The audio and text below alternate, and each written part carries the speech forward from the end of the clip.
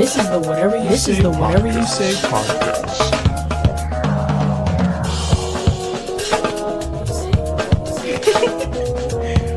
I don't think it's white folks. I think it's Negroes.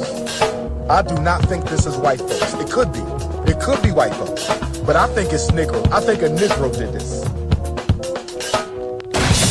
This is the Whatever You Say podcast. Check 1, 2. Is this thing on? Ivory Towns, how we doing, folks? Thank you so much for tuning in. And here we are for another go round with Whatever You Say podcast. Doing the thing. Man, listen, on this platform, we try to just, shine the light on where the heat is in the city. And we got a lot of talented folks here in Oklahoma City. And I'm just, putting the mic in their face and asking them questions. Simple as that, right? We'll see what we find out. Shout out to our sponsors, Cibo Alto, only the best and the finest in all your infused goods. Hashtag higher level cuisines is the mantra. If you know, you know. Check them out on IG, cibo.alto, cibo.alto. And one more time for my folks at Covington Heat and Air. Listen, man, it's hot as hell outside. Maybe a good time to get that AC unit checked out. Covington Heat and Air. We're going to hear from them a little later on. This one, listen, shout out to my girl, Nicole Jacqueline. They're making big waves with that Riding Legacy documentary out there. The film festivals coast to coast that they're dealing with. But she was my first female guest in the Whatever You Say studios. Today, I had my first repeat guest on Whatever You Say podcast. And you know this, fella, if you're on social media, if you're into sports, specifically the OKC Thunder, if you're making waves around the high school scene in Oklahoma City, my man's all over it. So welcome back to the Whatever You Say studio, Mr. Addam Francisco Swag Report. How we doing, Addam? What's going on, my brother? I'm doing good. Man, thank you for giving me a little time today, man. Of course. I know you a busy dude with the sports and stuff, man, and carrying around a big old heavy law degree. I forgot about that myself. Can we give him a hand on that one? Yes, sir. Counselor? Arizona State forks up. You know what's up? Can we call him Counselor? Counselor Francisco. I like Esquire. Esquire. There you go. There you go. How you doing, man? How was that, man? Law degree. Man, that was the hardest thing I've ever done in my entire life. How long did that take? It took a year and a half. So I got a master in legal studies. I didn't get a JD. Therefore, I don't have to take the bar or do anything like that because I don't really want to practice law. You don't want to defend murderers. Yeah, I ain't trying to get into all that. Trying to do that? No. Right. More so just trying to leverage this and push my journalism career forward and or have the option to go into the corporate world as far as sports go and work for an organization, work for an agency, be an agent, be a publicist. Just opening up my options a little bit. Is that a natural transition to go from journalist to sports journalist to law expert? Is that to agent? Is that a kind of a natural transition? I don't think it's so much of a natural transition, but it is a parallel. To me, it's a parallel just because as a journalist, you got to be a researcher. You have to be someone that loves to read, or at least doesn't mind reading. I don't necessarily love reading, but I don't mind reading. Right. It doesn't irritate me. So the research aspect of it was an easy transition. But as far as the terminology, stuff like that, I think that was probably the most difficult part for me, was just learning the different terminology, reading through the contracts and being able to like read between the lines. Because as far as like contracts go, there'll be like one word in there that'll switch the whole thing. The whole definition of the entire contract will be changed by someone saying one simple word or switching up one simple word. So I think that was the hardest part for me. The attention to detail aspect of it was the hardest part for me, because as a journalist, not saying attention to detail is not important, because it is, but you can be a little bit more abstract in your thinking. Right. As far as law goes, it's a very precise industry, and that for me was the hardest transition. I got it, but it was a hard transition. Why law though? I mean, like you say, I mean, we're not out here trying to, defend criminals or anything like that. Is that, and I remember when we spoke the first time, the agency world is really what you're trying to get into. And really, if you think about it, agent, lawyer, what's the difference? You're both defending your client, right? Yeah, and that's what it is. Reading contracts and that's right there, contracts. Without this law degree, I would not have been able to read through a contract and understand meanings of a contract. Right. Again, reading in between the lines, different clauses in contracts, etc. Staying up on the latest CBA, understanding what they're talking about. That's why I personally went into law. I've always kind of wanted to, but transparent moment here. Growing up, I've never been the best test taker. School is not really my thing. That's why I don't like when people like don't go to school or say school's not for me, and that's the reason they don't go to school. Right. Because school's not for me either. It's not. Contrary to popular belief, I am not the greatest student. I am very smart, but I'm not the best student. And I always kind of shied away from law because clearly that's like one of the hardest things to go into. So after I got my bachelor's degree, I procrastinated. 1 year passed, 2 years passed, 3 years passed, 4 years passed. And then I was like, okay, you can do it. My mom introduced this online program at Arizona State. She was like, you can be in and out in 2 years. I sat on it for another year. Sorry, man. You was building a swab report. Exactly. Man. And that was my excuse. That was my excuse. I was like, I can't do it. I can't do it. I'm busy. I'm doing swab. I'm too busy. But I finally buckled down and was like, look, man, I got to find something that's going to move me forward over the next 20 years. Journalism, I don't know which direction that's going. With all this new AI stuff, it could be a dying industry. I don't know. If it's not, then great. But if it is, then I have something to fall back on. And I want to diversify. I'm more than a journalist. I have interest in working on the corporate side of sports as well. So after thinking of all that, I was like, let's just go ahead and tackle this law degree, man. Why not, man? Yeah. All right. What's my man's name? Rich Paul. Rich Paul. Count your days, man. Count your days. That's an idol of mine. Let's be honest. I mean, you went right there. You saw what LeBron did. You saw what LeBron, what he's worked himself up to as far as a basketball player and a businessman. Now his homies are icons. Yep. Right? Yep. Now Rich Paul is, not only dating Adele, but inspiring my man over here, Addam Francisco, took a 4 or 5 year break from school and said, Rich Paul over here getting money. You see, the contracts aren't getting any smaller. Let me jump in this world. Let me see what's happening. And went all the way as far as getting the law degrees, and we'll see how that leverages into getting in the agency world. Because that's at the end of the day, that's all it's about, leverage. It's just another feather to put in my cap. Also, don't sleep on the PR world. Publicist. No doubt. That's of supreme interest to me. Is going into the PR world. We're so worried about how we look out here. Yep.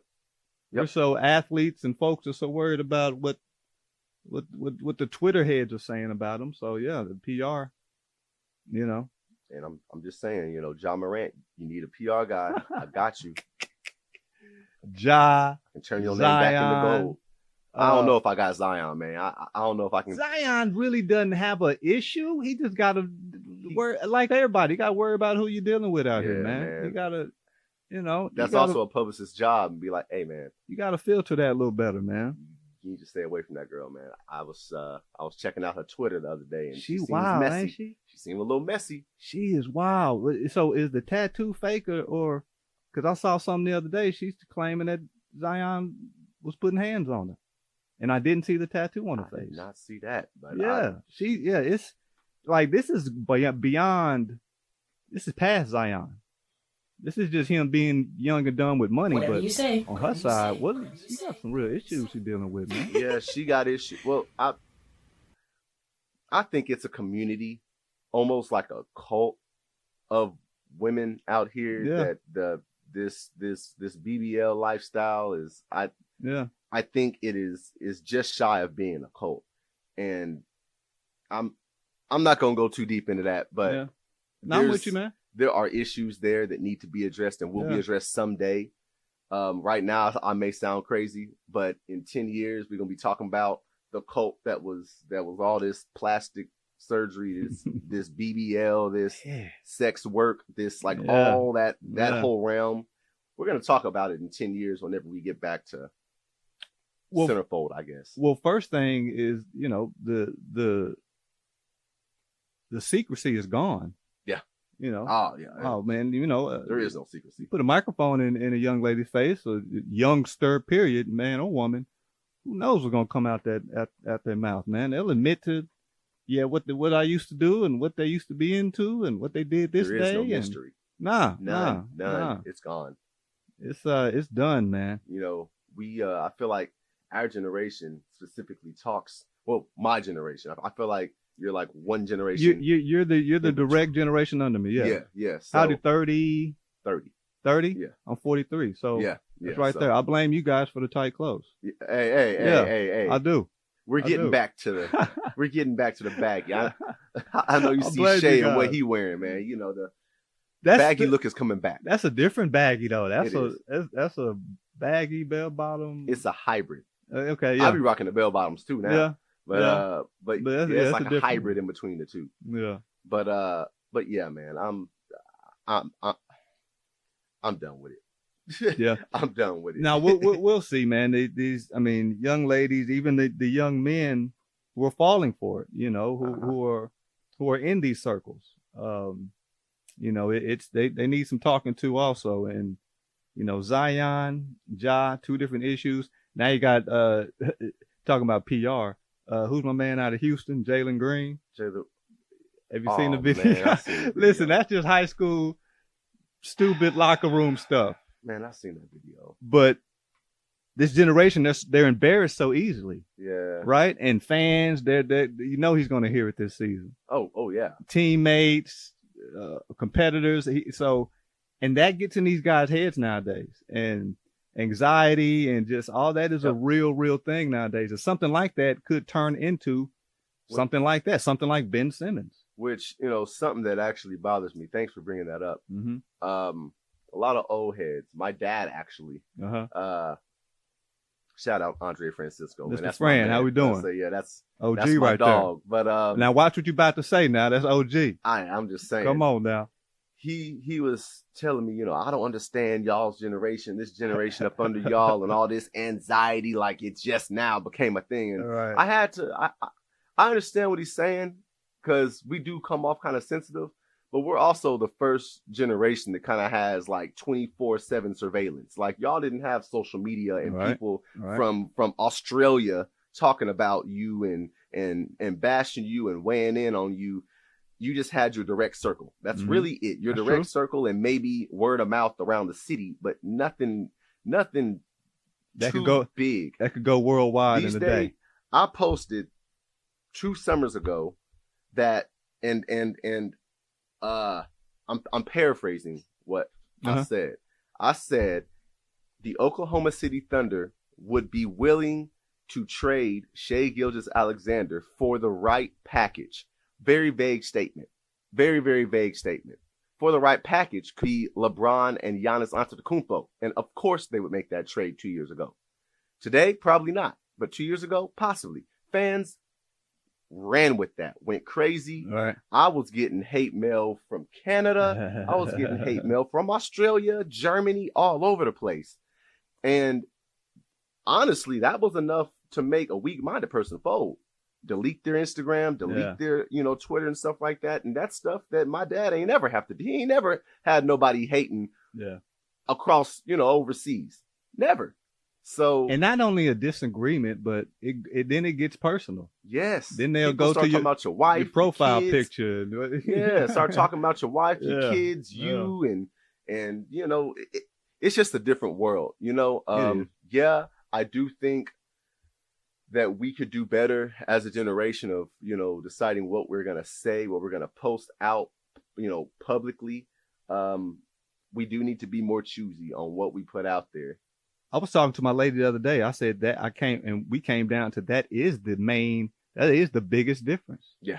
There is no secrecy. Yeah. And everything is recorded and to be shown to everybody. Yep. That is the biggest difference between the generations. And, you know, and you can blame it all on social media, smartphones or whatever, but just the the need for everybody to see this gross, this terrible, this great, what I'm eating, like the need to show that to everybody is really the biggest difference. And I'm guilty of it. I admit I'm guilty of it. Yeah, we all do. But I'm part of that generation. And I just think that we're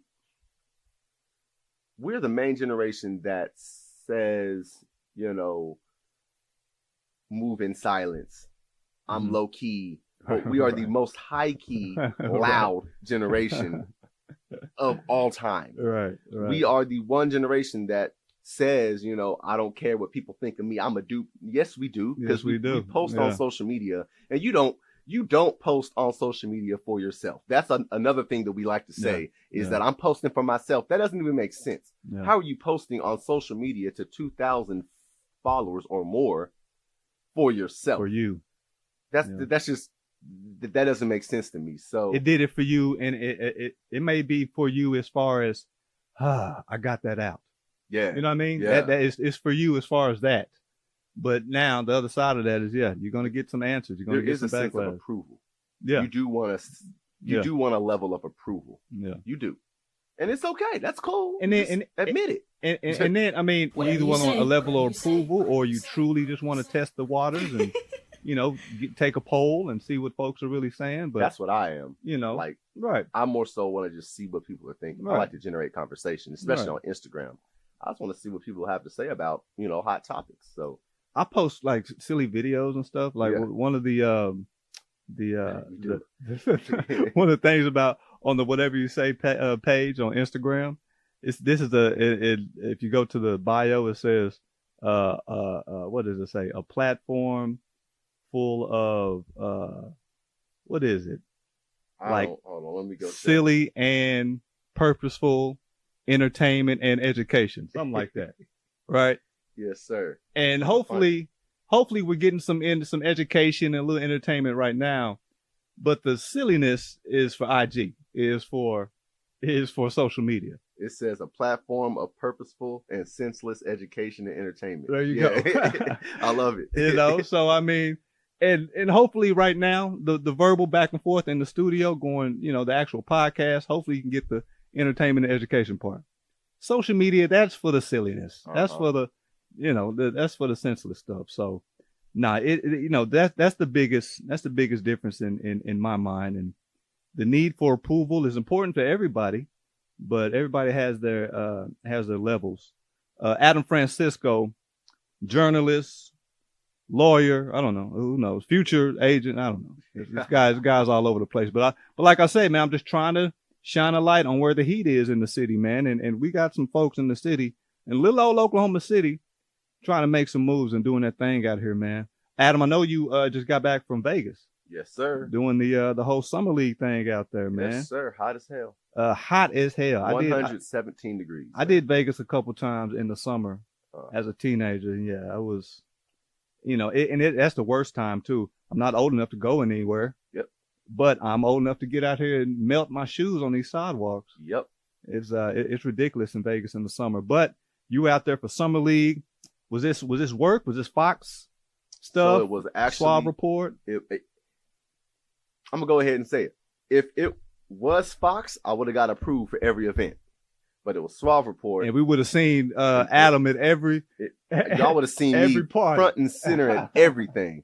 Right. But no, it was for the Suave Report. Unfortunately, I did not get approved for every media event. So explain that real quick, not to cut you off, but explain that to people. You can't just show up and say, "Hey, I'm Addam Francisco. Exactly. I'll write for the NBA. I'll write for Suave Report. Let me in." How does that go? You got to put in some emails. There's levels ahead man. of time and things like that, right? There's levels. I'm credentialed by the Thunder, so if this was something that the Thunder could approve, like if the Thunder approved of journalists coming to come cover them for summer league, I would have been in there. But it was through the NBA, and to stay non-controversial, I got some strong opinions on the situation, but I'm going to say non-controversial today. We can talk about that off air. Okay. I did not get approved by the NBA. So the Thunder did approve you, or they would have, but just not Big Brother, the NBA. They say they would have approved me when I talked to them. What? If so they said if I would have applied under Fox, I would have gotten approved. But since I applied under the Suave Report, which is in their mind insignificant. Man, who is that? But that that brings up an issue. We ain't got to talk about it too long, but that brings up an issue with me on small businesses not ever being able to blow up because they never get the opportunity to. Like how are we supposed to grow when we're not given the opportunity to grow nationally? I'm a music head. I did my thing in radio for a while. That's the main complaint with artists now. Yeah. With big companies, all they looking at is numbers. All they looking at is how many followers and how many posts, how many shares. They don't even go into, let's meet the guy. Let's actually read some of his work. Let's see what let me go into that. What's crazy is the complaint is, you're not seen as a national publication. Mm-hmm. What they don't know is that I have a writer in Australia. I have a writer in Germany. I have a writer in Los Angeles that covers the Sparks. I have a writer in Dallas. I have a writer coming in this year in Utah that's going to be covering the Utah Jazz. So this year we're going to cover the Thunder, the Jazz, and the Mavericks. That's something that they don't even know. Maybe I should do a better job of pushing that narrative that we're not just Oklahoma City. We're bigger than that. I don't know, man. You probably didn't even know that. So I knew you had writers. I didn't know you were global like that. Yes, that's what I'm saying. I knew you had folks working with you, but so is this because I believe I've done that before also, written for publications out of town that, I've never even met the people, but I've gave them a few of my works about or whatever topic that they want to talk about. So is this a thing where you just kind of talk people in and they want to get down with you? They like what you're doing.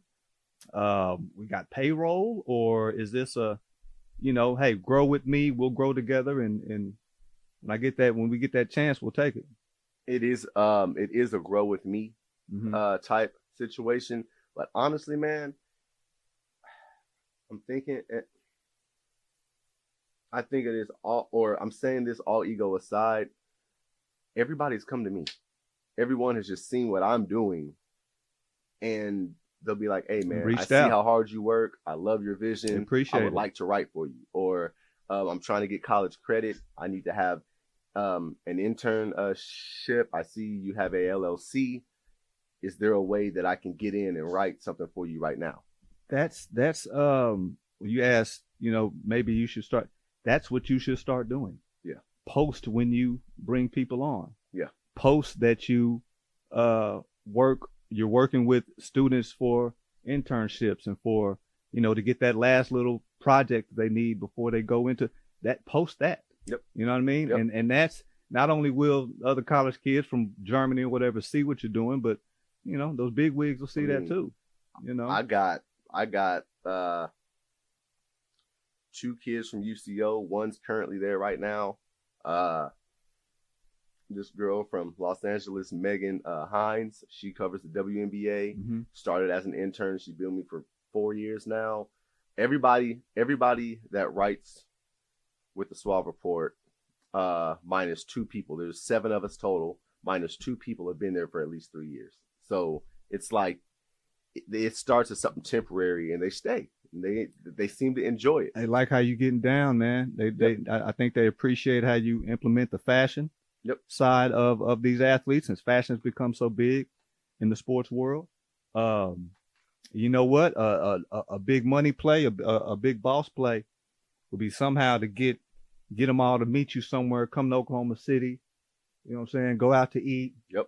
Get some pictures of it. Get some video. That's the goal, man. You know, that's the goal. Pump that this is thing. Literally the goal. I'm gonna tell you what it is, and I hate it because I'm in that same realm. At least I hate the words I'm about to use, because I'm in that same realm, promotion, advertising, right? And like I said, I came from radio. That's all it's about. Promoting, advertising. Oh, yeah, that's radio. The fake hype. It's all about fake hype.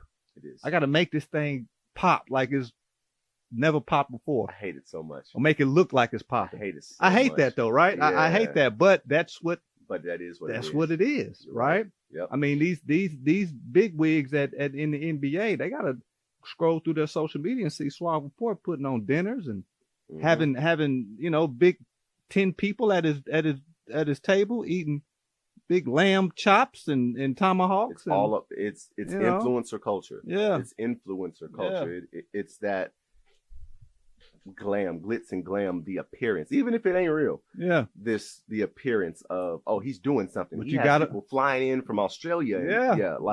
Yeah. So, but are you putting the work behind it though? Yep. Are you putting the work behind it? I've been putting the work in. You've been doing it, man. My man's been on it, man. Adam Francisco, he's all in for the work, man. Yes, sir. All-Star Weekend though, I got off track, so that's my fault. No doubt, because right there, you took me right there. All-Star Weekend, you just came from Vegas. All right, here's where the senseless education and entertainment comes in. Give me the All-Star Weekend. The running joke is these women don't care about sports. They don't care about basketball. No. But it's 80% of the fans are fine women, right? Yep. Give me on a grading scale, the women that are coming out to do their due diligence and to find what they could find during Summer League. Whatever you say. Is that the low levels? Is that the Hooters girls? And yeah. No disrespect to the Hooters girls out there. Yeah, no disrespect. Shout out to the women out there. If it's 10s and 11s All-Star Weekend, what we looking at during Summer League? We're looking at like a good 8. Like a solid 8, man. Like I like 8s. You could just tell that they were. I like 8s though. To each his own. I like 8s. You were getting some mid-level, literally some mid-level women out there. It looked like you were getting like a younger crowd, like 19 to 22, 23, trying to get the young stars that are up and coming.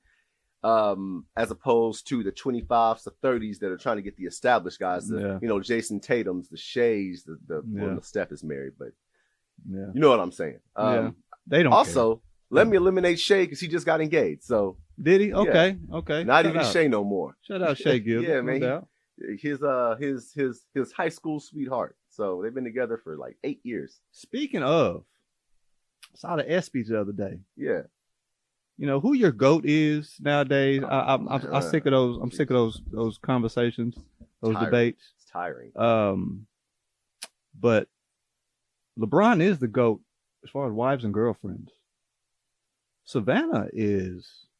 Hey. She's on that level, man. Hey, I don't know what happened. She's on that level. She did not used to look this way. She's on that level. First of all, she's getting that type of money. She's definitely on that level. So whatever type of adjustment she needs to make, she can do that. But she's still fine. I again don't know what happened, but over the last and it doesn't look crazy. No, it doesn't look fake at all. Like I don't even know if she's had work done because it all looks natural. Like her face, everything looks natural. I don't know what it is. But Savannah looks great. That is a beautiful family. Like I'm thinking of Kiera and I and our family, and that's what I want it to look like. When you having kids, man? Give me a minute. See that 180 right there? Give me a minute. 180. Give me a minute. No, it's coming. It's coming, but not right now. Yeah. I feel you. Now we busy, man. We still trying to go to Europe for a couple weeks, so I feel we can't do that with a little baby. Or it's a lot harder. Let me say that. Yeah. We can't go out and, club that much when you got a little, kids. So. Y'all the party couple?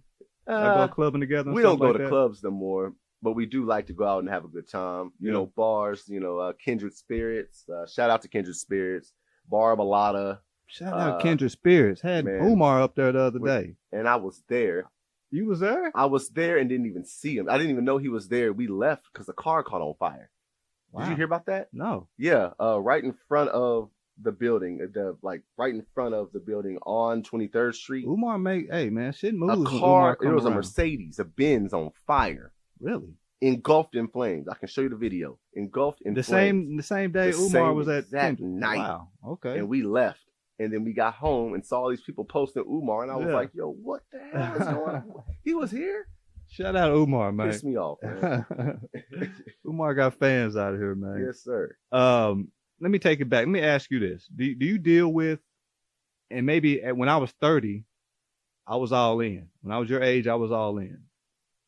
When I was doing the everyday sports show thing, I can't lie. After a while, it becomes a job. It takes the fun out of sports. Mm-hmm. Now I have to watch this game to talk about it in the morning. Yep. We're all talking about the same game. There's only 3 games on last night. we only watched 1.5 of them. Watched one, yeah. You know what I'm saying? So like it started to turn into a job. And let me be candid for a minute. Basically, the pandemic kind of killed my kind of radio career, right? Yeah. Because when it hit, shut us down for a little bit. We didn't know, we were told to go do the unemployment thing and everything because nobody knew what the future was going to look like. And I followed suit, bet, no problem. Because at the same time, man, my health started kind of getting worse. It was harder for me to move around and walk. Mm-hmm. And it was just getting hard to do that. And, when the pandemic came, it was like, okay, wow, it was a kind of perfect little setup for me to fall back. But I can't front. At the same time, I was getting kind of sick of just the sports obligation. Yeah. Of having to watch a game, go to a game. And no disrespect, but I was calling games, mm-hmm. Doing PA and doing color commentary and, stuff like that. And just, which is fun, really. That's better than actually doing a sports show.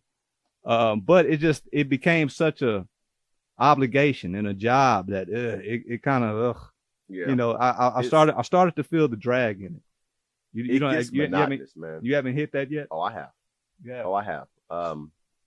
In the Thunder season, there's times it's like over the summer I get a chance to kind of chill out and detach from sports or the obligation of sports. But then again, not really, because this Fox job is year round and it's sports topics. I'm a topics writer, so it's sports topics from golf to tennis to bowling to basketball to football to baseball. I'm about to cover the World Cup.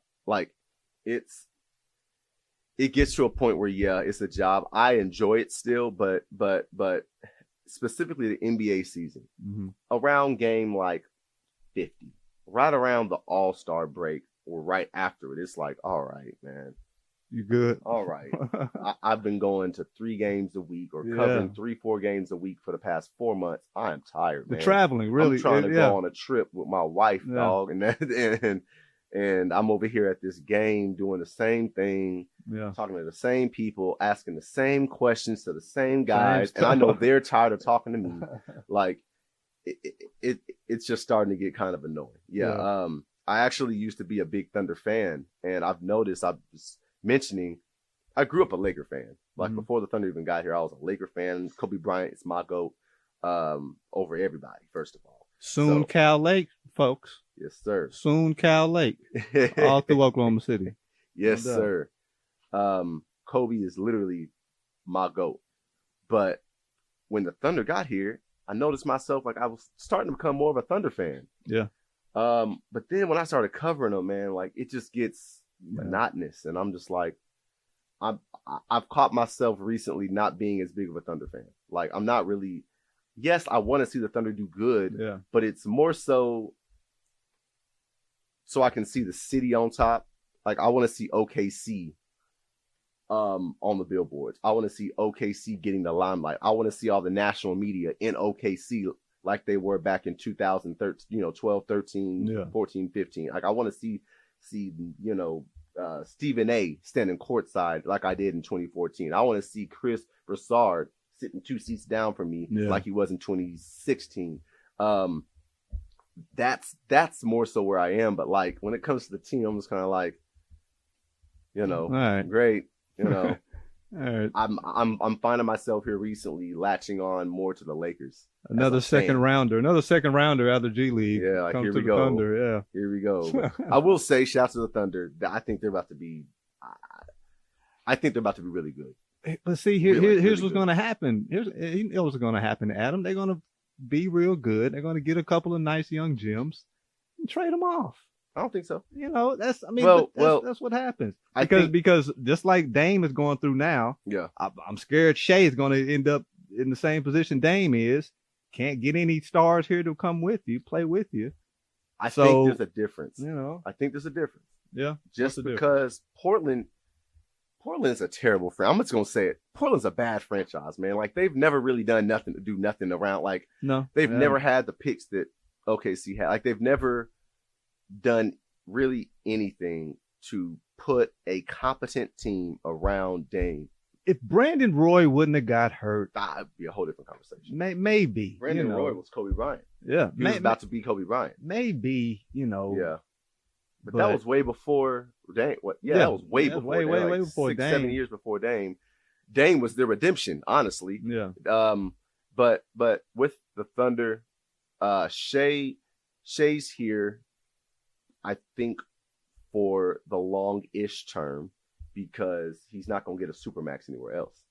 He has to stay here to get that big old $220, $230, $240 million contract. He's going to make more money here. So I think he's here for at least another 4 to 5 years.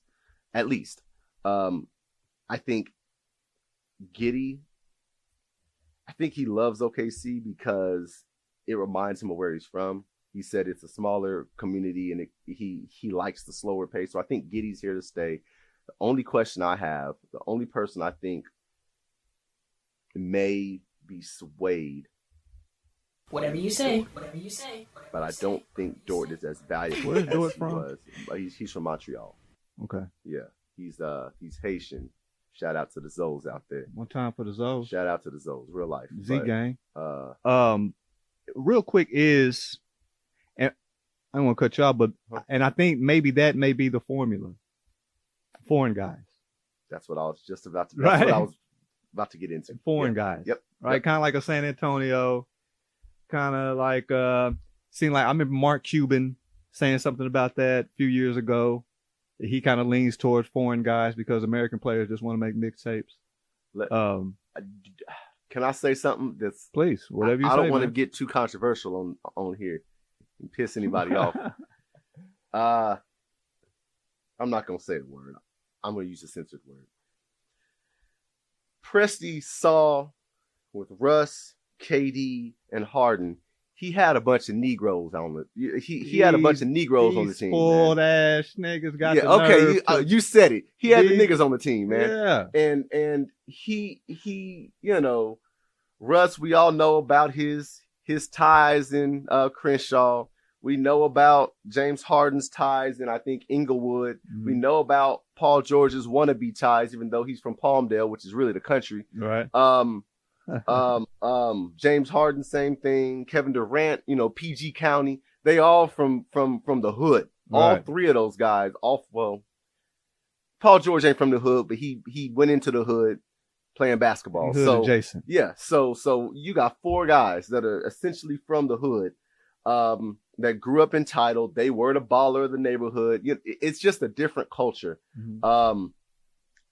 Here we go. The new era. We got Shea from Toronto. And there is a difference. I want people to realize the Thunder don't have that many African-American guys on the team. They don't Shea is not African-American. Dort is not African-American. What? Oh, okay. You mean technically there is a difference. Canadian is much different. They don't really know oppression like that. So it's a whole different mindset. Right. It's a whole different mindset. Right. I go back, not to get off track again, but I go back to the Julius Jones situation. Mm-hmm. Post game, we were all on Zoom. So luckily I wasn't like in front of these guys, but we were on Zoom, and it was right before the hearing, and I remember asking Dort about his thoughts on Julius Jones' case. Pissed me off because he was like, I don't really know much about it. We haven't really talked much about it, so, or no, he said, I know there's a lot of, social justice type stuff going on right now, but I don't really know much about it. Right.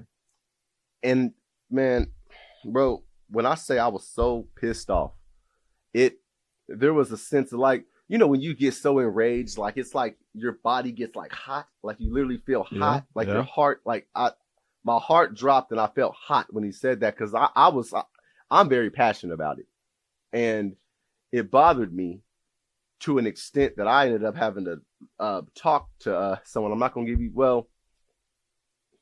Irv Rowland. He's from, I think went to Carl. I want to say he went to Carl Albert. Irv Rowland, yeah, he and is on the Thunder. No, is he a staff? No, he's with the Jazz. He's an assistant coach on the Jazz. I knew he was in the game somewhere. Yeah. He saw my tweets because I was on Twitter just airing it out with Dort and Derek Favors, who I don't have no respect for Derek Favors, and I hope he hears this. No respect for Derek Favors. I don't have no respect for Derek Favors because he gave me the same response. He said, I don't know nothing about it, and I'm not gonna comment on it. Bro, you from Atlanta? You ain't even got the foreign excuse, bro. You from Atlanta, and this is happening 2 miles up the street from where you live right now. You don't know nothing. You know discrimination. Discrimination. Irv told me though, he was just like, Dort, you got to realize, man, Dort and Shea, they are not African American. They are not they're foreigners. We have to see them as foreigners, man. Like, yeah, they're close to America. Yeah, they're black. Yeah, they speak English. That's why we want to lump them in to being African American, but they are Canadian. They're not even Canadian American. They are Canadian. Dort is Haitian Canadian. Shea is Barbudan Canadian. His mom is from Barbuda, and his dad, I think, is Trinidadian. Okay. They're from the islands and moved to Canada. They are not from America, so it's a whole different mindset. He don't know what he hasn't had to deal with as much racism. He probably had to deal with some up there, but he ain't had to deal with as much systematic oppression as we have here. So they're not even in the same headspace, and they're not even thinking about what's going on with Julius Jones. Should we though, like when you said angry, initially were you angry at Dort or the Thunder? A little bit of both. Because in a roundabout way, I remember when the big three were here, when Russ, KD, and Harden were here, and the Thunder were we probably about 4, 5, 6 years of being a franchise. And I don't know whose idea it was, but the team, the players, coach, everybody was down. What was that, May 3rd at the Tornadoes in Midwest City? Yeah. I think so. Was that May 3rd? Was that where they went, Midwest City, when they took the players and they were just... Oh, that was more. Was that more? That was more in You're 2013. Right. That was more. Yeah. That terrible tornado. They took they took the players out there, and the players were just devastated, and KD wanted to help. You know what I'm saying? They put them in there and let them kind of, suck it all in and see what those folks are going through. It's go ahead. Hand in hand with their own eyes. So is it, I kind of think it's a little bit on the Thunder's hands and their responsibility to make sure their players are aware of this type of thing and in their city. I said something about that, and I think, I kind of hope they ain't listening to this either, but I said back then that, the Thunder's not doing a good job of educating their players on things, and they're choosing what they want to educate them on. And the Thunder organization was trying to straddle the fence because they didn't want to be too controversial and go against the governor of this state and be on Julius Jones' side. So they were trying to straddle the fence and just not have an opinion on it. But man, there comes a point to me that humanity takes over, and screw politics, dog. I could give a damn about politics when it comes to a black man's life, where all the evidence, literally all the evidence, is in his favor. Be a human, man. Be a human. Yeah. And even if you're not,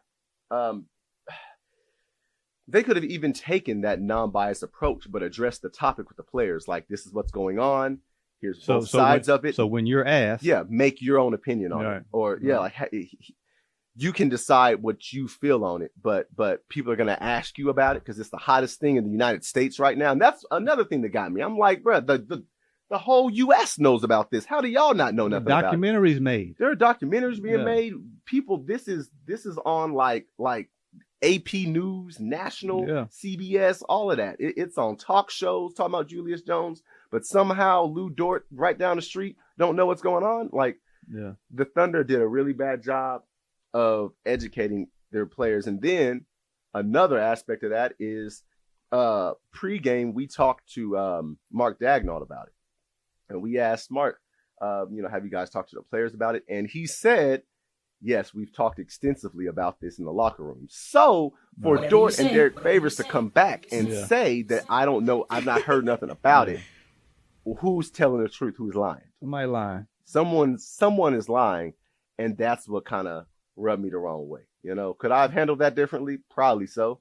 But I was mad in the moment because I was and I still am very passionate about that Julius Jones case. So it rubbed me the wrong way. That's all I can say. I'm with you. Yeah. Let me say this. I'll play devil's advocate a tad bit. A young guy, like you said, Dort, not even from here really. Is a new guy, from Haitian and Canadian ties. Derek Favors, now you are an American. You've been here long enough. 31 years. You've been in the NBA long enough. But to guys in his position, guys who at that point, he was a journeyman role player, right? Probably on a new team every 2-3 years. Mm-hmm. How much time does he have to put in to each city that he's traded to, local transgressions? You know what I mean? Yeah. I'm only going to be here for a year. You know what I'm saying? You have a point, but that was a national story. It was. It was a national story. Steve Kerr spoke out on it. He went out of his way to speak out on it. Steph Curry did. LeBron James spoke out on it. But our own players can't. I think that's what got me the most, is that I saw other players on a whole opposite coast, 1,000 miles away, talking about this. And I'm like, y'all got nothing? As a black man in America, right here, you can't say nothing? That's crazy. Speaking of, man, and maybe that is why the Thunder, I don't know, man, maybe you ruffled their feathers enough to the point to where now, this Ryan Walters and CRT stuff and what you can and can't read and that would be a great time for the Thunder to get those. Remember they was doing those Russell Westbrook reading rooms? Yep. Remember those? It'd be a great time for the Thunder to go ahead and implement some reading rooms and throw some nice history books in there, and promote it to the kids and get that cracking all over. The Thunder are the biggest, and I say this very strongly. The Thunder, the biggest organization in Oklahoma, the most powerful entity outside of the government in Oklahoma. Not Oklahoma City, Oklahoma. When you see that Thunder brand and the Thunder are coming to town, wherever you are from in Oklahoma, it's going to be packed out. If the Thunder announce that the players are going to be having a practice in the Guymon, Oklahoma gym, there's going to be people from all over the Panhandle, all over Western Oklahoma driving to Guymon, and they're going to pack out that stadium or the court. What do you call those things? Gyms. Jesus Christ. There you go. Gyms. So the Thunder have a unique spot where they can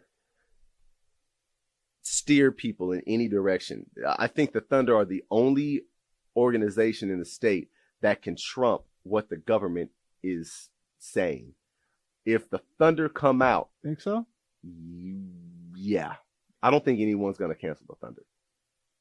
No. They've seen what the Thunder have done for this state. I don't think anyone's going to cancel them. Not cancel them, but just behind the scenes, maybe just make things harder. Some stuff that, fans and stuff that fans don't know about and things that maybe don't come out on national, newscasts or whatever. Yeah, for sure. It just, and then, and then the people aren't new. It's not like these people are rookies to the NBA, but I think they're new. They're just 10 years in of dealing with people in Oklahoma on the business frame, and then just dealing with the environment and the fans and things like that. We're still a new franchise and a new fan base, and I think that when it comes to the higher ups behind the scenes doing the executive stuff, I think there's still some figuring out and some give and take. Oh, there is. That they're trying to execute with the fans and the community. There is. It just comes a time, man. There just comes a time where somebody got to take a stand. Somebody got to stray away from like the status quo and just do us right. I think that's our biggest issue in society these days. The people that are scared to just do us right. It's happening. As far as speaking just for Oklahoma City, yeah, and just the urban community and the arts and the sports, it's climbing. It's climbing. It's climbing. It's getting up there, man. And every year, we'll get a top athlete making some waves out of Oklahoma. And whether it's football, basketball, baseball, whatever. And we'll see what happens after that. That being said, before we move on, that being said, I do really like Sam Presti. Sam Presti is a really seems to be a likable dude. He's a really solid dude. Yeah. And I've had a couple conversations with him, and he's just a down-to-earth person, and I think his heart is good. I think he means well. I just think that there's some people within the Thunder organization that are a little crooked in some ways. But Sam Presti, spot on. Well, listen, you combine a pure heart with money and business. Yeah. Then, there's still gonna be some ugly stuff going on. Oh, of course. That purity is gonna get tainted a tad bit. Of course. Talking to Addam Francisco, sports journalist extraordinaire. After I remember talking to I don't know if I asked you about this already, but I talked to Scott Wright one time, and he told me after Scott Wright of the Oklahoman, OSU beat writer, and he told me that he himself has been trying to be a little more cognizant, be a little more aware of how he writes, especially when it comes to African American athletes. Wow. He brought up the point of, when you talk about a white guy, he's scrappy, he's smart, he has heart, he plays hard. Yep. The black athlete, he's fast, he's twitchy, he jumps high. It's two totally different ways of describing a good athlete. And he said he would try to kind of take a step forward to be aware of that and change that up. And I asked him about his colleagues. Is that something you can see in other people? Maybe when you're reading their works, when you're reading an article of theirs. I'm gonna ask you the same thing. Have you noticed any difference in the writings of maybe your white counterpart? Whatever you say. 100%. Really? 100%. And that's why I changed. To make you proud? At least happy that maybe some things are starting to lean a little bit. Yeah. It's a lot. I can't speak for football. Football is the only sport where I'm still seeing some of the same stuff, especially at the quarterback position. Still a good old boy. Now, well, listen, we saw what this draft just gave us. Yeah. You know what I'm saying? We got 3 of the top 5 picks for black quarterbacks. Things may be changing. It may be changing, but as far as the description, it is a good old boy community. With Anthony Edwards, what's his strengths? Anthony Edwards? Not Anthony Edwards. The quarterback. What is his name? Anthony Richardson. Anthony Richardson. Jesus Christ. I'm sorry, Ant. Yeah. But what's his strengths? He's athletic. He's fast. Big. He's like one of the fastest, most athletic players we've seen. What's his weakness? Yeah. He's not the smartest quarterback. He's, reading defenses. Reading defenses is not great, stuff like that. You don't ever, I'm thinking of a white quarterback in the league right now where that's his description, and I can't think of one. No. Every white quarterback, his strength is considered to be he's smart. He can read defenses well. He's not that fast. He can't really run. He can't jump high. Even an athletic white quarterback. Even an athletic white quarterback, you're still talking about how smart he is. Right. They're still talking about how smart he is. You'll never say like you'll never say Justin Herbert. Josh Allen. Justin Herbert, Josh Allen. Extremely athletic. Athletic as they are, jumps over guys. But that's not the first thing they talk about. We're still talking about his arm and how smart he is. Yep. And he's a warrior. He'll do anything it takes for his team to win. Deshaun Watson. But all he does is throw picks last year. Yep. But Deshaun Watson, he's fast, he's twitchy. Yeah. Exactly what you said. We don't talk about how he is undoubtedly one of the smartest quarterbacks in the league. Accuracy. Accurate. Very accurate. He is he reads defense on a whole nother level. No one talks about that with Deshaun Watson, or not enough people talk about that. The right people are talking about it, but not enough people are talking about it.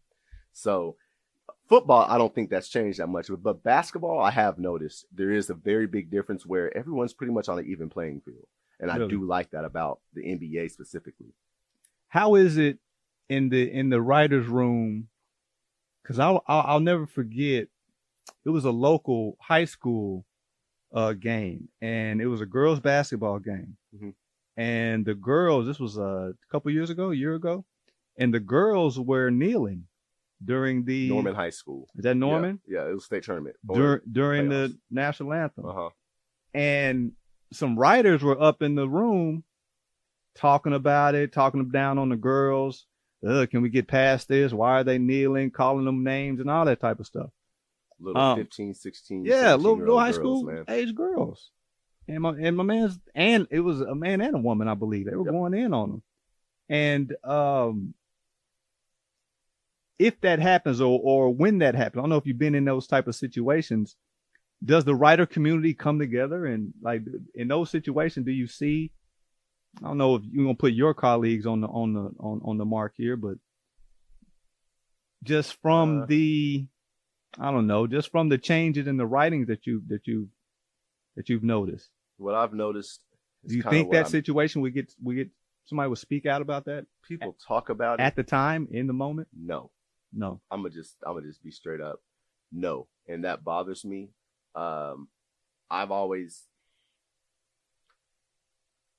There's a few. There's Michael Kinney. He would have spoken out on it. Shout out Michael Kinney. Cliff Brunt would have spoken out on it. He works for Associated Press, but while he may not be able to put that on like AP's website, right, he puts his thoughts on Twitter, and I respect him for that. And there's a couple other writers, but as a whole, something that has always bothered me is that we try to stay away from controversial things. And I kind of touched on that earlier. The controversial topics are kind of frowned upon, and it's more of just let's not speak on that type of conversation on either end. Let's not talk in favor of the people that were bashing the girls, or let's just not talk about it at all. Let's just report it. Let's just report what happened, and that is it. No extra commentary. But I remember that. Yeah. I remember like it was yesterday, and I think that's just more of, it's kind of like a rural southern state issue. Yeah. I don't think that's just an Oklahoma thing. That same thing would have happened in Texas, would have happened in Louisiana, Arkansas, Georgia, So I don't want to just say that's an Oklahoma thing. That's just a rural southern mentality. Yeah. The team of girls were Norman High, but I think they were playing like at some. I think Skytook. I want to say it was somewhere. Like Skytook or Sapulpa or something like that. Yeah, something like that. Yeah, which is a suburb of Tulsa. Very rural. Yeah, out there, and out there. Yeah, let's just put it like that. Adam Francisco, what's the NBA going to look like 10 years from now? Let me ask you this: these contracts are getting crazy. We see how it's affecting the players and the decisions they make outside of basketball, right? Jesus, yeah. It can be dangerous to give a 20-something-year-old $40 million a year. All right, that's dangerous. I think the NBA is seeing that. So with that being said, is the NBA going to eat itself up? Because if you just keep, now Dame is in the running for what, 50, 60 a year, something like that? Yeah. So if you just keep giving this type of money to these young guys, and let's fast forward 10 years. What are we talking, 50, 70 million a year for, like, let's be honest, a low level kind of, on the fringe all-star guy? Yeah. Just because the numbers say so? That's like You know what I'm saying? With all due respect, like a Pascal Siakam. How you making that? How you out here making 30, 40? Which he's a good player. Come on, man, stop. I'm hoping the Thunder can trade for him because I think he's the piece that we need. That one fringe star to go alongside Shea and J-Dub, who I think is an all-star as well. But it's a little scary, man. It's scary. These guys are making a lot of money. They're going to eat itself up by giving their own commodities just free will. And I mean, not free will, but when you have 60 million coming every year, you feel like that. I think we're getting a really watered down product, and I think we're going to continue to get a watered down product where these players. I think the biggest difference now versus even 10 years ago is that these players aren't playing for the love of the game as much. They're playing. They're playing because they paying. Yeah. They're playing because they're paying, and it's like they work hard for 2 years, put up crazy numbers, get that big bag, and then they step back. Yeah. James Harden. Yeah. The players that are playing for the love of the game are the ones who I have noticed are fan favorites because fans still want that. Fans still want the players that are playing just because they love the game. And hey, I'm making $40 million while playing the game that I really genuinely love. Great. But I'm still going to put in that same work. Jimmy Butler, Dame, LeBron. I think Kevin Durant even. I'm for sure Kevin Durant. KD loves the game. And he's not just in it for the money. KD loves to play basketball. That's all he cares about. I think that's kind of the problem. Listen, but KD, man, he got cooked on Twitter the other day by my man Ryan Davis. Yeah. Because he said offense wins championships. Yeah. Which goes totally against the basic mantra of sports. Whether you believe it or not, that's just not what that's not what coaches and GMs want to hear. What I have to say to that, because I'm a defensive guy. When I played in college, I would not have gotten to college if it wasn't for my defense. Right. I was not a college athlete if it came to offense. But offense gets you there. But at some point, you can score 250 points, but if you're not stopping the other team from scoring 250 points, you're going to lose the game. So at the end of the day, somebody's going to have to play defense to stop someone. So that's why I say defense wins championships. Because at the end of the day, you're going to have to have a defensive stop to win the game, regardless. Remember a few years ago, we were saying how well did KD play defense? Oh yeah, he was Remember that? He was an all defensive team type of player. Remember that? He was an all defensive team type of player. And yes, this league is offense driven, but that to me makes defense even more important. The one player who can stop the best offensive player from scoring is very valuable these days. Marcus Smarts, Triple J, Jaren Jackson, Dort. Guys like that who are lockdown defenders are of supreme value these days because everybody else ain't playing no defense. Is there a beef? This seems like there'd be like kind of going back and forth. Huh? I said you digging deep. We digging deep. Yeah. I like because I feel like if I was in the league, being an American, there would be a little beef. There would be. I would get up a little more. Or let me turn it around.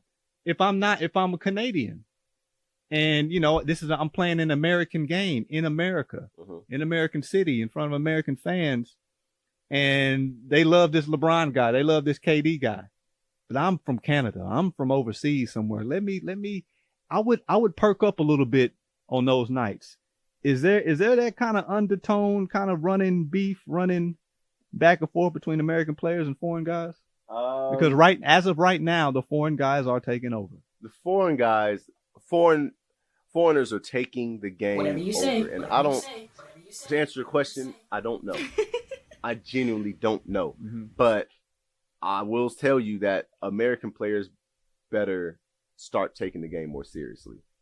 They need to get out of this commercialized version of basketball and think that they're God's gift to earth with their talents, because there are guys overseas that are putting in the work 2 times as hard as them, and they don't have as many outside influences as a lot of the guys here do.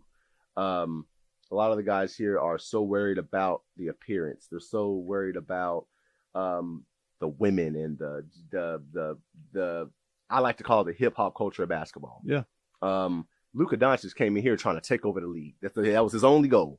He found a girl in the process, but he was worried about coming in this league and taking over. He's done it. Nikola Jokic, he came in this league not worried about fashion, not worried about none of that stuff. He came in this league to take over and be the best basketball and be the best foreigner to ever come into America, and he's doing it. Giannis Antetokounmpo, he came in this league to improve himself, build his frame, which he's like doubled or tripled, yeah, and take over the league. He's done it. 3 of the top 5 players in this league, in my opinion, are foreigners. And where's Embiid at? So if you would have asked me this question when the season ended, I had Embiid I had him second. I had Jokic, I had Embiid. After seeing him in that playoff series, I got him 6th. But anyone can make the argument, and I would make the argument that Embiid's the top 5 player. Like if I'm just looking at the player, Embiid's probably the second best player in the league right now. Yeah. So you got Jokic, you got Embiid, you got Giannis, you got Doncic, and then maybe you can interchange Jason Tatum at 5, Steph Curry at 5, Shea at 5. Any of those 3, I'm not going to argue with you. LeBron at 5. Any of those 4, you can make that argument. So 4 of the top 5 players are undoubtedly. Well, I'm sorry, 4 of the top 5 players in this league are foreigners. I'm with that. I mean, and that's what it's looking like right now. Yep. And then you got the Canadians coming in. And they left and right. Jamal Murray. Shea, Jamal Murray. Shea, you got Jamal Murray. Who else? Dylan Brooks. He's not a top 10 player or nothing, but I mean. Is he from Canada? He's from Canada. He out there. He's from Ontario. He got a bag. Yep. He got what? 20, 30 mil a year, something like that. So it's American players. I'm just worried because all we worried about is the money. All we worried about is the CBA. Yep. Entitlement. And the coaches and the owners are starting to see that. Mm-hmm. And I brought up Mark Cuban earlier and what he said about foreign players and American players. He was kind of on the money. What did he say? I didn't hear that. This was a couple of years ago. He just, he was talking about how foreign players are they come in just more mature. They come in ready. Yep. They've had a couple of years of playing against men. Yep. Playing above their weight class, their age group. And so, he just talked about how he just really into foreign guys and how they're more team oriented. And I'm just I'm just wondering how long can that type of conversation go on before American players start to feel that. And it looks like, with the Kyrie Irving stuff and the James Harden and these guys changing teams every 2-3 years, it looks like we're here. We're here. And that, did you understand all the CBA stuff? No. I don't think. Yeah, I didn't either. No, and I read through it like 3 times, and I was like, I'm gonna have to. Even after that law degree, I was like, this is a no. I don't think anybody really fully just understands it. Like we'll that, talk about the topic when we get there. Yeah. Right. You know what I'm saying? Yeah. No, literally. And then we'll go back to the contract, because a lot of it did not make sense. Yeah. But yeah, man, these players, the James Hardens, the Kevin Durant's, players like that. It's just a sense of entitlement, man. It's the AAU culture in which they don't have overseas, at least on the level that we do. AAU is pretty much a ticket to playing high-level Division I basketball here in America. Overseas, they ain't worried about college basketball. They're going straight pro. So it's just a different mentality, and maybe that's up to the NBA. Maybe the changing the mindset of these players is up to the league to change the model. I also think, we were talking about money, I think the NBA should require a class in accounting or finance. They don't do learning that. How to manage.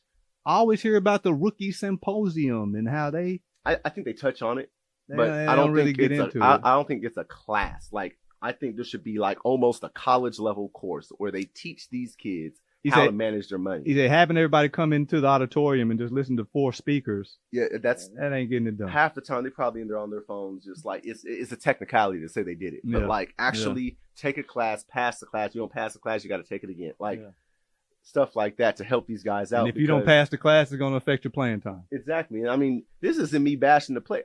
If you gave right now at 30 years old, if you gave me $260 million over 4 or 5 years, I'm not going to manage it the right way. Right. And I'm telling you that right now. I'm not. I'm not. I'm going to need, like, if God blesses me with instant fame or riches like that, I myself am going to take a course on how to manage my money correctly, because I don't trust myself to manage that much money correctly. Because, you know, I'm thinking right now, if I were to get a $10,000 stipend, I'm like, hey, baby, we going out to eat tonight. You want to book that trip to Europe right now? So yeah, man, like you can't expect no 19-year-old kid that in a lot of cases grew up in a underprivileged household to be able to manage $200 million or even $5 million. Their parents never seen over 10. That's what parents ain't never seen over 10, 20,000, 30,000 at best. Even a middle class family is seeing 50, 60,000. So, I mean, it's kind of irresponsible to even think that a player that's 19, 20 years old that ain't ever seen money in their life is going to just get blessed with this much money and be able to manage it correctly. Yeah. It's almost an irresponsible thought. Where does the NBA, let me take it back, not the NBA. Where does the rest of the Memphis culture play in John Morant? What's going on with him? Hey, man, I ain't got no comment. Last time I talked about Memphis, I had the whole city after. I thought they was going to drive out here and ride out and shoot. Let me say this, though. Let me say this. And for you Memphis, specifically the Memphis little dreadhead rappers that filled up the whole front row when he came back. What was that, last year or this past year? It was this past year. Hey, he missed his 8 games. Them, he missed his 8 games, and when he came back for that first game, the courtside, nothing but these little poop butt Memphis rappers. Trash, dude. With the 12 chains on. What happened to rappers' jewelry? Them chains look whack nowadays. Yeah, they a little discolored, aren't they? Yeah, they a little cloudy, a little gray. They ain't looking quite right. They ain't, man. Come on, man. They ain't looking quite right. Y'all making all this money. Well, my hip hop heroes was doing it, nigga. They was shining, man. It was shining. Them diamonds was dancing, man. Even Wayne, who's again my GOAT personally, he did it differently than these dudes. I don't know. Come on, man. Again, it's this TikTok culture. Man, Tupac's Death Row record was twinkling, man. It's this new instant. I can't even explain it, man. But my point is, where does the community of Memphis, specifically the urban community, how much do they play a role in what's going on with Ja, man? Look, man. Like reach out to this dude, man. Before I get ripped to shreds again by the Memphis community, Memphis is a very, very great city, actually, with a lot of history. I've never been. I heard it's fun. I heard it's great. It is a fun. Bill Street is one of the best nights I've had. Yeah. That being said, there is a culture in Memphis, and this is a fact. This is not my opinion. So again, any fans that have something to say, you can, hit me up on Twitter. But I think there's a lack of accountability in that community in Memphis.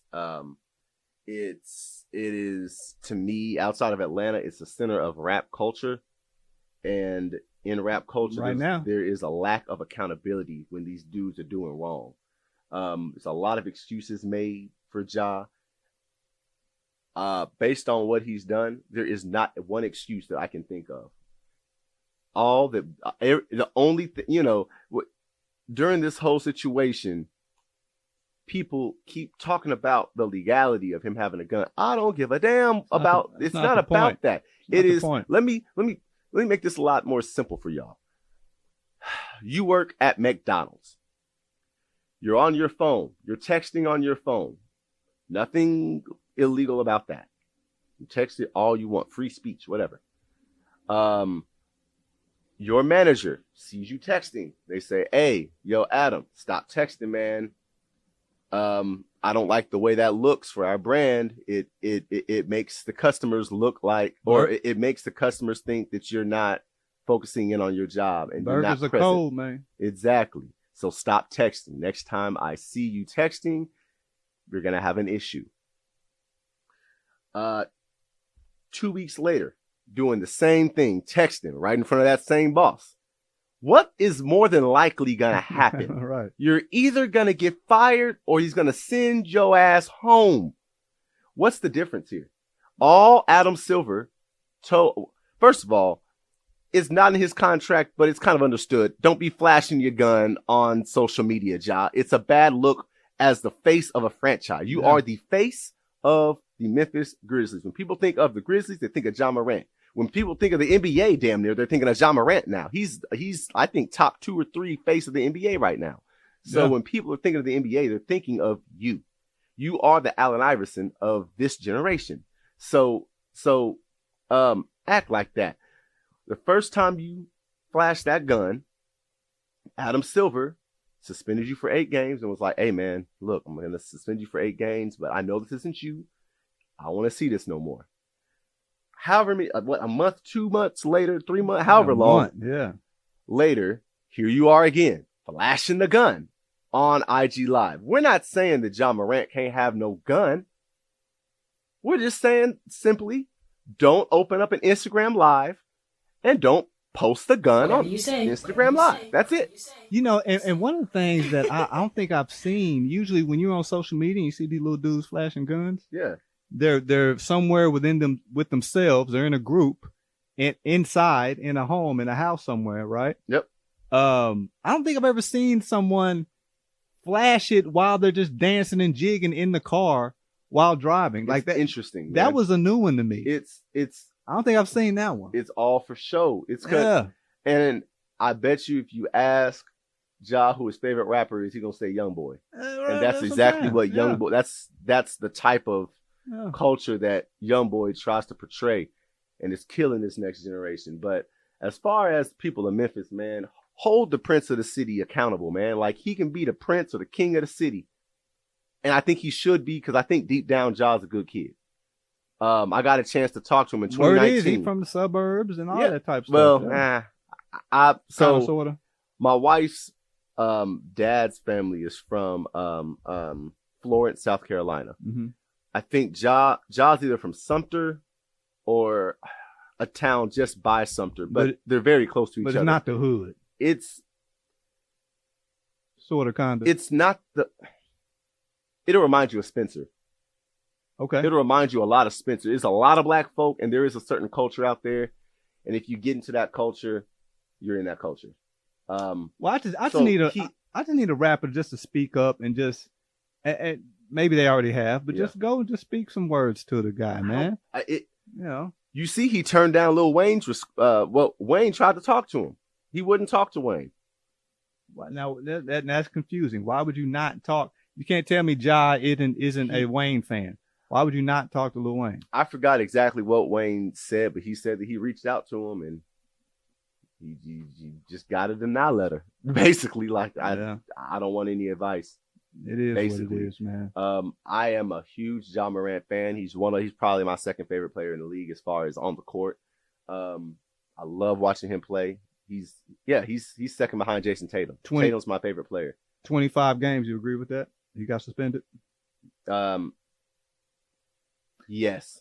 I was going for half the season. I'm not gonna lie. So it's a strategy. 25 games. To me, 50 games, if none of the extra things were in place, what I'm about to mention, would have been my take, 50 to 60. But 25 games eliminates him from any awards. Yeah. So you're taking all of the personal accolades out of it. He could average 100 points per game. No bonuses. 100 assists and 100 rebounds, and he ain't getting a bonus. He's not getting a max deal, and he's not getting any award. No first team, no nothing. No all defense, nothing. He could be the best player on paper in the history of the NBA and not get no awards to show for it. So what Silver's doing is attacking his personal accolades while not hurting the Memphis Grizzlies. Legacy stuff. Yeah, he's hurting the legacy aspect of it, but he's not going to hurt the Grizzlies because the Grizzlies ain't do nothing. Literally the Grizzlies have not done anything wrong, and suspending him for half the season would effectively knock the Grizzlies out of playoff contention. Well, knocking him out for 25 games, if the Grizzlies can go 12-13 during that time and just go on I'd say if they were to win 40 games, 30, even 30 of the next 50 something games, that would still put them at like 42, 43 wins during the playoffs, and they can make a run with Ja Morant. So the team still can still have success, but Ja won't have any personal success. So I think it was a strategic move by Addam, and I like it. I agree with it. At first, I was like 25 games, but then I started to think, I was like, wait, he missed 25 games. You got to play 65 to get any awards. He can't get no award. Oh, I see what he's doing here. Yeah. What I'm hoping is that he doesn't budge on an appeal, because they've already appealed it. I'm hoping that he doesn't budge and make it 15 games. He should stick hard on that. Stay with that, because it's not like he the one who blew it, or in a month apart, or limit it to, if he does even 20 games, he would still be under that limit, that threshold. Yeah. So if you're gonna lower it to 20. That's it, no lower. Real quick, we talk about it's summertime and it's hot out there. Burn it up. Perfect time to reach out to my folks, Covington Heat and Air. Here's a quick message. Summertime is right around the corner, and if you know Oklahoma, it gets really hot. It's even worse when your AC goes out, so get it checked now. In Covington Heat and Air, it's the perfect company, specializing in maintenance, troubleshooting, and installs for residential and light commercial businesses, and they've been doing it for 20 years. Now that's experience. Open 7 days a week, 8 a.m. to midnight, but available by phone 24 hours a day at 405-568-9463. Licensed, insured, and bonded. Covington Heat and Air, where we care. Whatever you say. Whatever you say. Whatever you say. Whatever you say. Nigga, can't eat a fucking sandwich cold. Nigga, you can't even cook a damn cheese toast. Bitch, you can't. Nigga, I cook all my life. One more time for Covington Heat and Air, proud sponsor for the Whatever You Say podcast. Got Adam Francisco, second go round here in the studio. We're just talking sports, talking whatever. And Adam, you said during that break, you said Shai Gilgeous-Alexander will be in the top 3 for MVP this year? 100%. 100%. You sure? I think he's yes. Last year, I think he finished like 6th in MVP voting, either 5th or 6th in MVP voting just last year, and the Thunder didn't even make the damn playoffs. Yeah. I think the only thing that held him back from being a finalist for MVP this year or this last year is team success. Thunder didn't make the playoffs, but it's very hard to deny somebody that this last year, his stats rivaled Kevin Durant's when he won MVP. The only thing that sets Shai back, and it's not his fault, well, besides Oklahoma City, the name on the front of the jersey, is his game. We talk about Jokic, and we say it's not athletic, it's not flashy, but he gets it done. It's unstoppable. Yep. I feel that same way about Shai. It's not flashy. It's not overly athletic. He's not jumping, dunking on guys, and his footwork is immaculate. His handles is ridiculous. He has a better jumper than you thought. And his arms are like 8 feet long, so he can finish. He doesn't have to dunk. He can just lay up. You can kind of break out the layup package and just kill you like that. And my man has all type of finishing abilities. But I think in the NBA, when this social media Pop-Tart now fan base not having a real exciting athletic game style and being in a low level, kind of small market team, I think that's going to be I think it's going to be too much for him to try to get over. So I think this is actually the time to be that. Yeah. Because look at the MVP and the runner-up this year. Embiid and Jokic. Both of them are relatively boring guys. Like, even Embiid is not, like, you're not watching him like, ooh, like, you're not really going crazy. It's all kind of like a lackadaisical type of game. Jason Tatum also. I mean, I'm thinking of my top 5.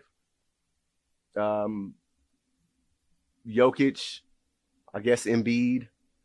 Giannis is the only one that's a little more dazzling, but even him, like, sometimes it's the kind of same like, thing every time.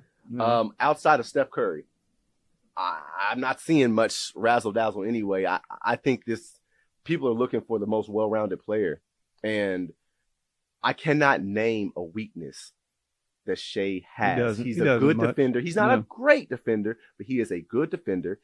He's a pretty good shooter. His mid-range is on point. His 3-ball is on point.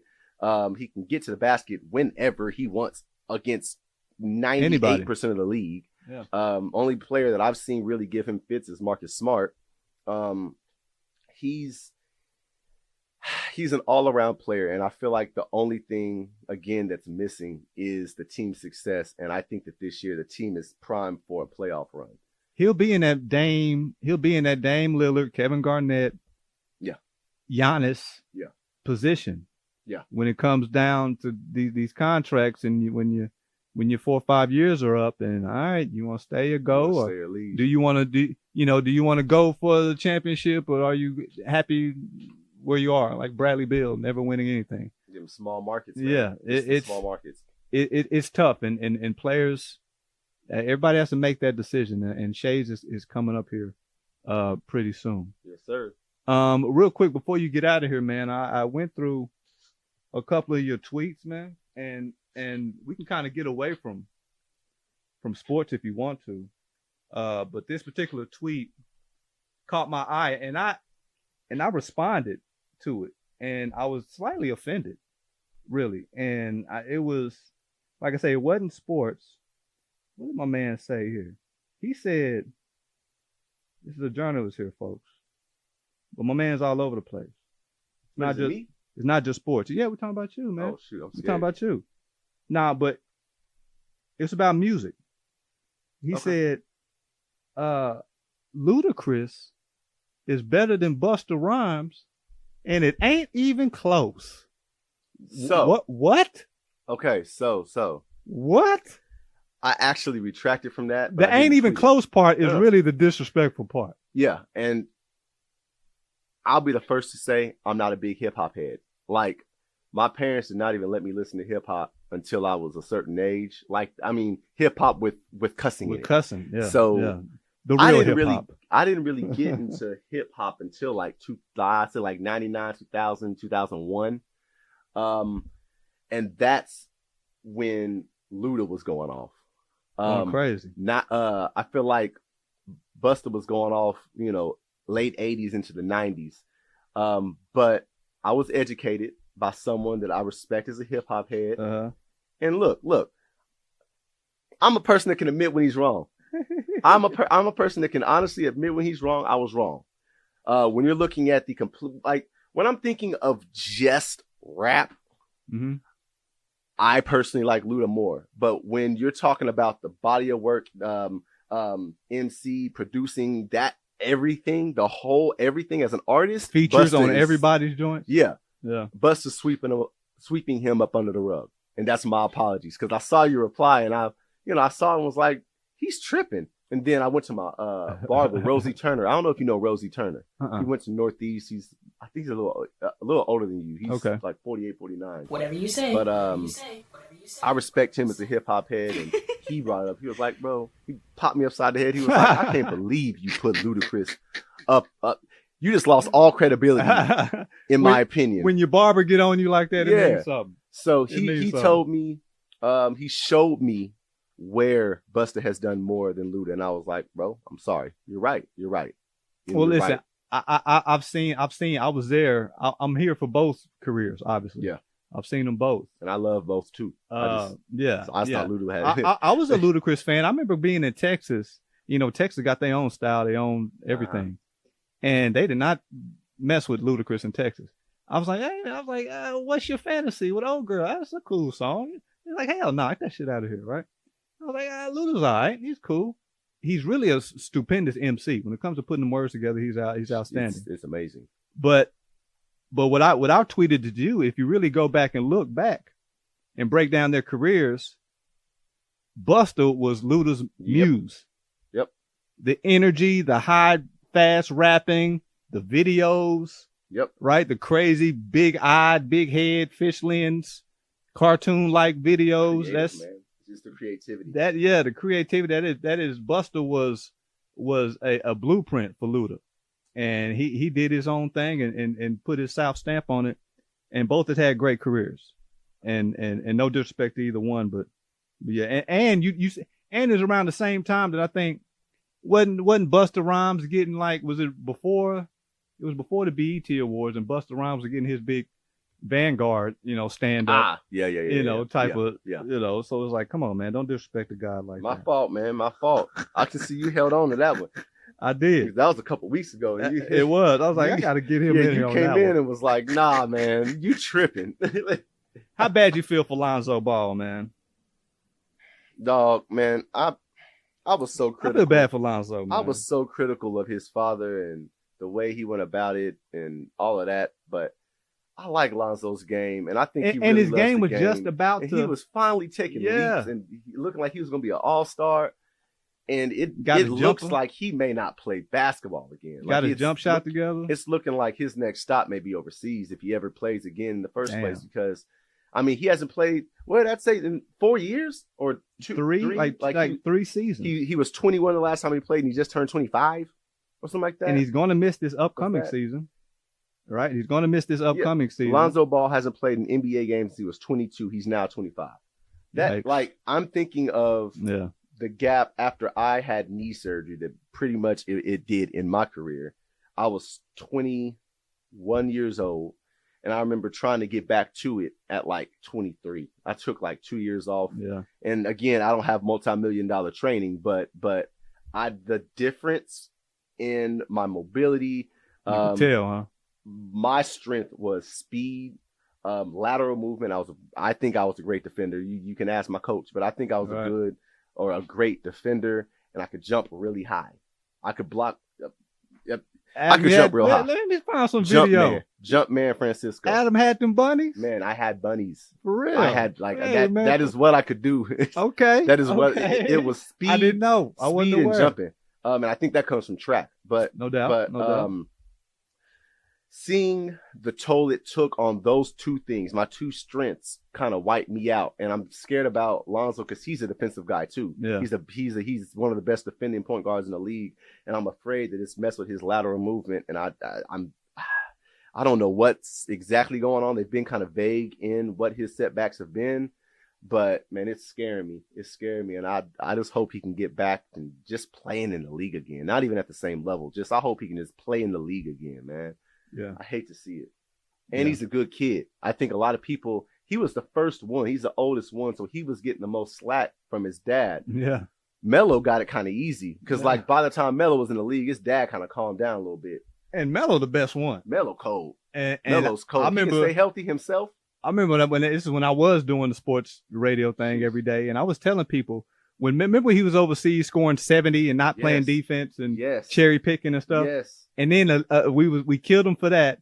And then that very next year, he was playing in a pro league in Lithuania and was putting up 15, 18, 20. Yep. I say, he's going to be the beast. This kid's going to be cold. Yeah. He's going to be the nice one. And that's how I feel about the Jameses. Just got to match. Brian and Bryce. Bryce. I think Bryce going to be You see the stuff Bryce is doing as a sophomore right now in the AAU circuit? And he's what, 6'6"? Kyan Anthony. He's doing this. With Melo's on the same team. And what is he, 6'6" already? About 6'6", something like that? 7. 6'5", something like that? So, yep. Nah, 15 years old. The little brothers, I always thought Charles O'Bannon was better than Ed. Little brother's always better. That may be a little before your time, but yeah, go. I always thought the little brothers kind of come up and I'm gonna throw it back and watch and learn. Xavier Henry, CJ Henry. Xavier is the best. I still say to this day, he's hard, man. Xavier is the best high school player I have ever seen. He's hard, man. The Alexanders. Which one? What you got? It's local stuff right here, folks. It's OKC stuff right here. Who do I have? Is the youngest the best in that one? Was Steven the youngest? I thought I can't. I want to say Steve is the younger brother. Who's the best one? You think? I think D'Angelo is. D'Angelo? Yeah. I'll let the other two hear you say that. I think Steve was he was more of a dog. Man, Steve went to UCO, and when I was he doesn't even know this. I hope he's listening. Because Steve, I'm gonna tag him. He's one of my dudes, man. Head coach at Douglas High School. I got immense respect for that man. Won the state title won last the year. state title, First man. year. Put the school that I love the most. It's not my alma mater, but everybody, if anyone knows me, they know I grew up around Douglas High School. I went to Douglas. And history, man. I love Douglas more than the school I went to. So seeing them win that championship, yeah, hey, I went to Bishop McGinnis, so I don't got a lot of respect for McGinnis. But anyway, seeing him do that really made the year. Like as far as high school basketball goes, seeing him hoist that trophy up, I was smiling like I was one of the coaches. Like you did something. But he doesn't remember. He was my camp counselor when I was like, I had to be like 8, 9. What camp? UCO, the Terry Evans camp, back in like 2005 or something. Like it was a long time ago. I went to OCU's camp, 12, 13 years old, something like that. Uh-huh. And Binky was one of my counselors. Whatever you say. BV, Brian Van was one of them. Yeah. That's when Win Man, Case. he got an institution now. His daughters. Hey, come on, man. Them on, band man. girls, man. They gonna run the WNBA. Here Jesus Christ. But yeah, BV was a counselor there. Binky was a counselor there, and Aaron Howell was a name I've not heard. Was a incoming freshman from El Reno going to OCU and could jump out the gym. That was my first with my own eyes. Aaron Howell went to El Reno. That's the question I have for you. And he my first time with my own eyes, I think I was 12 years old. I saw somebody with a 40-inch plus vertical, like catching oops two-handed top of the square, stuff like that. And Brian Van and Binky would scrimmage after our camps, and they would always have Aaron on their team, and they just throw oops to him all run. Crazy. And we just sitting there watching. I'm like, damn. But nah, it's do your history, man. We got some legacy down here in the athletics in Oklahoma. Learn about it, man. Hey, last question for you. Learn about it. What you got? Who's the best high school player you've seen? Because I went to ask you this on Twitter. I've seen this question get passed around a few times. Yep. I got 2, but that I've seen with my eyes. Yes. Because I'm not gonna lie, your era, I think I know who you're gonna say. Mm-hmm. I was kind of in the streets fucking up around that time, so I didn't really get to see those guys with my own eyes, but I know their names and I've seen the highlights. Who do you think I was gonna say? Stephen Clark. All right. And Douglas, come on now. I do my history on D-Town, but with me, Estelle Laster. With my how own. Does that name sound familiar to me? Northwest Classen. What year? 90s? 94, 95. Yeah. Okay. 94, 95. Came out, I think, same year Joe Atkins. Shout out Joe. Yeah. Joe Atkins was nasty. Tony Hurd, them boys were nasty. But Estelle Laster was a different athletic level. Like, I mean, contorting your body in the air just to do a left-handed finger roll, like stuff like that. He was funky in high school. He was funky. I got 3 guys. What you got? 3 different eras too. Now I'll say most dominant was Booker T. Thomas, Eton Thomas. It was Derek Thomas back then. But he killed everybody. He had a good little NBA career too. He did, long time. He played for the Thunder for a minute. Yeah. His last years, but yeah. He was matter of fact, he went Eton Thomas. Yeah. The first time Russell Westbrook and all those boys were young, they were just starting. Russell Westbrook had a bowling party at a bowling alley, and Eton Thomas showed up. It was like his second year with the Thunder, and he was there. But yeah, those 2 kind of blew me away at my young age. I got 3 players. I know I said favorite. I got 3 players for 3 different micro generations. Like, really one whole generation, but 3 generations within the generation. Okay.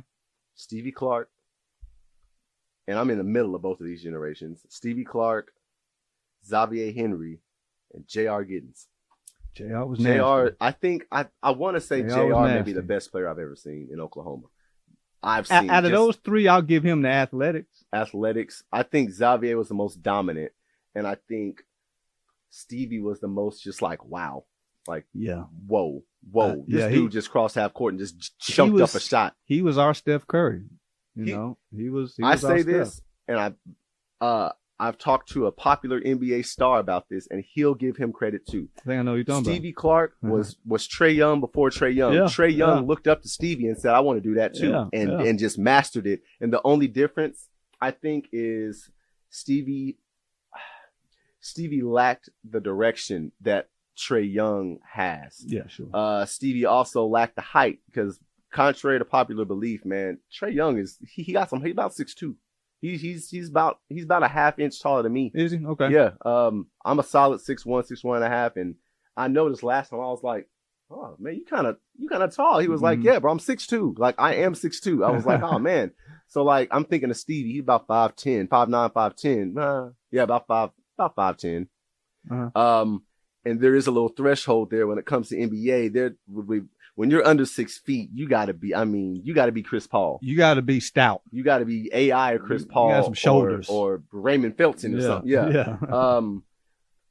It's 6'1", 6'2" is like the shortest that you're gonna see most NBA point guard. 95% of NBA point guards are gonna be 6'2" or taller. So I think Trae is like the smallest of, the smallest players that you can get.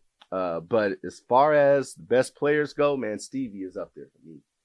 I'm with you. I'm with you because the I ain't wow, never seen nothing like that. the wow factor. You're right. Yeah. I mean, that was the People coming in from all over the place. like what? It's a Packing kid. the It's a house kid out. shooting.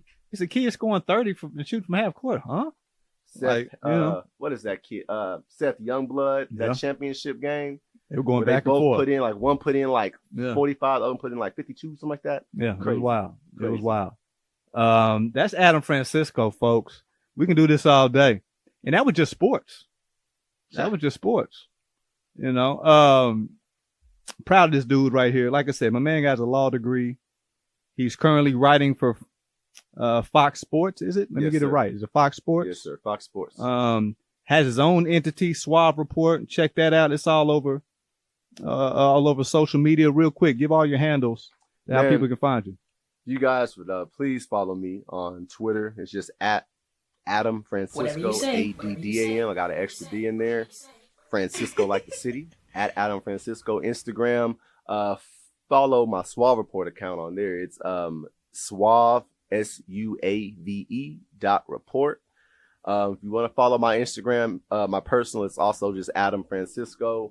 Yeah, that's it. Hit up to suavereport.com. Cam and Mace would have told you or gave you a big old pause with that. I got an extra D in there. Hey. ADDA. It is. I'm with you. It is what it is. It is. I'm with you. What it is. And really, That's a good pause. That shit really gets on my nerves. But man, you can't say nothing these days. That shit really gets on my You nerves. can't say nothing these days. I man. said, I don't know how they gonna make it with this pause shit, and they trying to go like really mainstream. Yeah, Like we can't get through a conversation. you can't say nothing these days. I can't bro. eat a hot dog, a popsicle. You gotta piece off the hot dog just to eat it. I man. gotta break up my banana. Like Over man, here I eating like hot bananas. pickles. You gotta cut it. Like I like bananas. Like come on, man. same, man. And but nah, shout out to Cam Mace. I see what they out there trying to do, and that's where we at right now. Listen, same thing you trying to do, same thing I'm trying to do. We just gotta put it together the way we know how, Make it happen. and do what we like to do, and say what we like to say. That's where we at right now, man. And that guy right there is Addam Francisco. I don't know if he's gonna be a sports reporter in 5-10 years, a lawyer, an agent. I don't know. Hey, a I made that PR sound guy. to do it all. Just do everything, man. And I respect my man over here. He's making it happen. And he is not waiting around for anybody, man. And if you don't respect that, if you can't look up to that, I don't know what you're doing out here, especially in these times. Everybody is moving on their own time, doing what they want to do. So big respects to you, Addam, man. Keep it pushing and keep me posted. You know what? Don't keep me posted because I'm lurking. I'm out there watching already. I'm watching appreciate already, you, man. No doubt. Addam Francisco, check him out at the Suave Report or at a Thunder game. Big Paycom. Yes, sir. I'll be right there on the court pregame. Is it still Paycom? It's Paycom. Hey, what kind of pass you gotta have for you to? My man is the only one still sitting around doing videos when it's dark at the arena. I just be there Till they make you. Till somebody say something. Janitors will be out there like sweeping up, and I'm like, all right, I need to go home.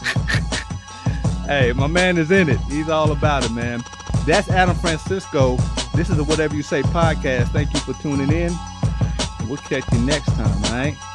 Adam, you be light, man. Appreciate you, bro. No doubt. Y'all be safe. I don't think it's white folks. I think it's Negroes. I do not think this is white folks. It could be. It could be white folks. But I think it's Negro. I think a Negro did this. Whatever you say. Whatever you say. Whatever you say.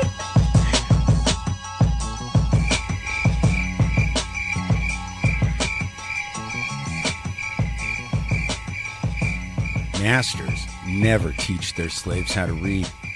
And when we went to the government schools, they taught us that the English language is defined with Merriam-Webster or the Oxford English Dictionary. But when you go to court, or any other time that the government writes something down, they define all their words with the legal dictionaries, Black's Law or Bouvier's. Learn to read their language and make them afraid of you.